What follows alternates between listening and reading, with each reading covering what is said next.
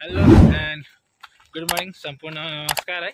आज मिति 2082 साल 7औं महिना 11 गतेको दिन पर्यो होइन। हिजो चाहिँ राति 10 बजे रातिदेखि आइरहेको पानीले हाम्रो दैलेखको सिमानातिर हिउँ पारेछ होइन। सो माथि हाम्रो यो जाजरकोट दैलेख है कालीकोटको यो माथि सिमानातिर चाहिँ हिउँ परिरहेको रहेछ र हाम्रो छिमेकी जिल्लाहरूमा पनि कति बाख्लो हिउँ परेको छ। भिडियो मेन्सन गर्नु होला है। तर यो हिउँ परेको चाहिँ देखान एकदम तँलो लागिरहेको छ। म हजुरलाई भिडियो चाहिँ जुम गरेर देखाउँछु ल।